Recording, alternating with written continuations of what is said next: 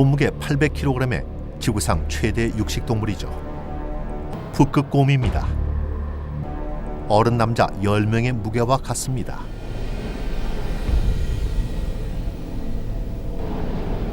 시베리아 북부를 포함해 북극권을 지배하며 가장 북쪽에 사는 곰입니다. 이곳의 기온은 영하 46도까지 떨어집니다.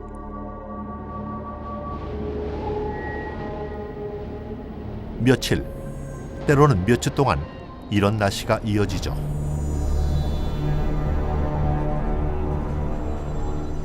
하지만 북극곰은 이런 혹한에서도 생존할 수 있도록 잘 진화했습니다.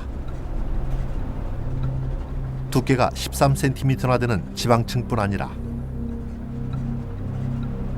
두 겹의 털이 체온을 유지해주죠.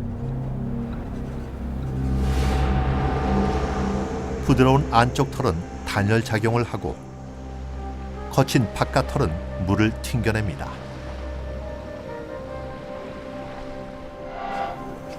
북극의 혹한에 익숙한 것은 과학자 니키타 오브샤니코프 박사도 마찬가지입니다. 북극의 거대 맹수에도 익숙하죠. 오브샤니코프 박사는 17년이 넘게 북극곰과 살며 연구를 하고 있습니다. 그는 종종 혼자서 몇 달을 외딴 시베리아의 북극곰 서식지에서 보냅니다. 이곳에서 박사는 곰 가까이에서 그들을 연구합니다. 2m 거리까지 다가갈 때도 있죠. 박사를 구호하는 것은 철창도 자동차도 아닙니다. 오직 이 거대 맹수에 대한 그의 지식과 큰 막대기, 그리고 비디오 카메라가 전부입니다. 그는 몇백 시간 분량의 북극곰 영상을 촬영했습니다. 북극곰과의 경험 덕분에 박사는 그들의 능력을 누구보다 잘 알게 되었습니다. 1,500번 넘게 북극곰과 마주쳤고 그중 몇 번은 정말 위험천만했죠. And the first one was when I was filming a bear at my usual observation point, and he saw me on approach and he started walking toward me.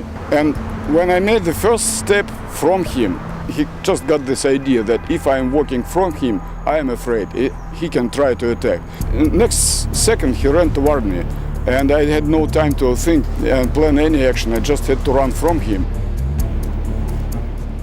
하지만 박사 역시 북극곰과 마주쳤을 때 도망치는 건 최악의 대처법이라는 것을 알고 있습니다. 도발 행위이기 때문이죠. 게다가 곰보다 빨리 달릴 가능성도 없습니다. 북극곰은 시속 40km로 달립니다. 올림픽 100m 달리기 대표 선수들보다 빠르죠. 크고 둥근 발바닥이 몸무게를 분산시켜 물 위에 떠있는 얼음 위에서도 돌아다닐 수 있습니다.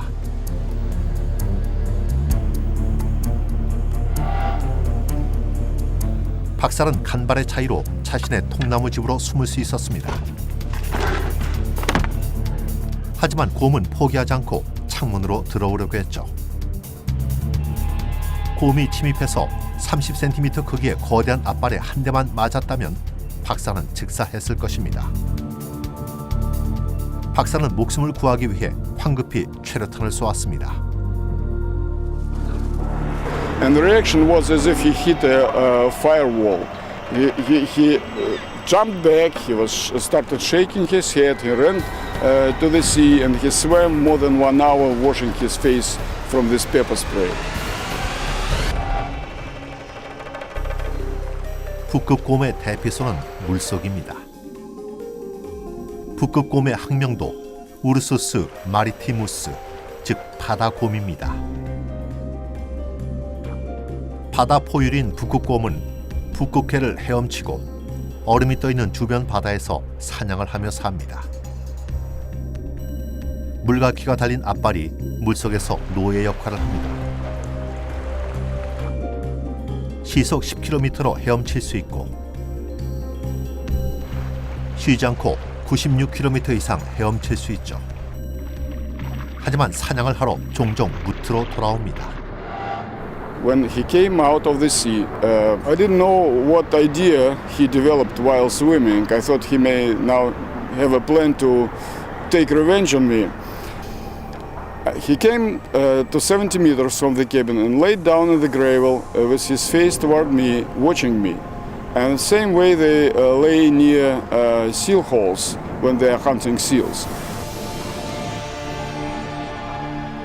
박사는 북극곰이 전형적인 사냥 행동을 보이는 것으로 생각했습니다.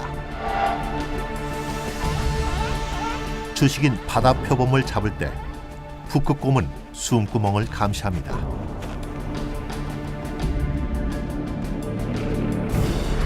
바다 표범은 15분마다 숨을 쉬러 올라오기 때문이죠. 하지만 바다 표범이 하나의 숨구멍만을 쓰는 건 아니기 때문에 북극곰이 며칠 동안 기다려야 하는 경우도 있습니다.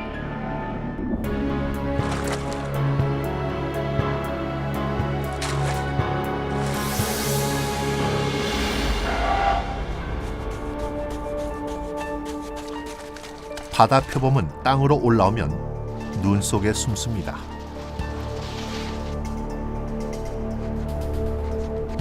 하지만 북극곰은 500m 밖에 냄새도 맡을 수 있고 1m 깊이의 눈 속에 숨어있는 바다 표범의 냄새도 맡을 수 있습니다.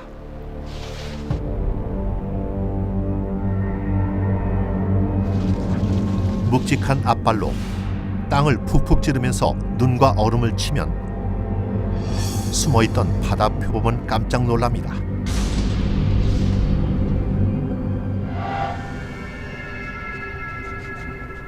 하지만 오브샤니코프의 통나무집은 때릴 수가 없고 과학자도 밖으로 나오지 않았습니다. 몇 시간 뒤 거대한 맹수는 결국 떠납니다. 다음 날 오브샤니코프 박사는 무서운 사건에도 굴하지 않고 하던 일을 계속합니다. And next day I had to take a really serious effort to force myself go back to the speed because he was on the speed. 다음 만남에서는 곰이 도망쳤습니다.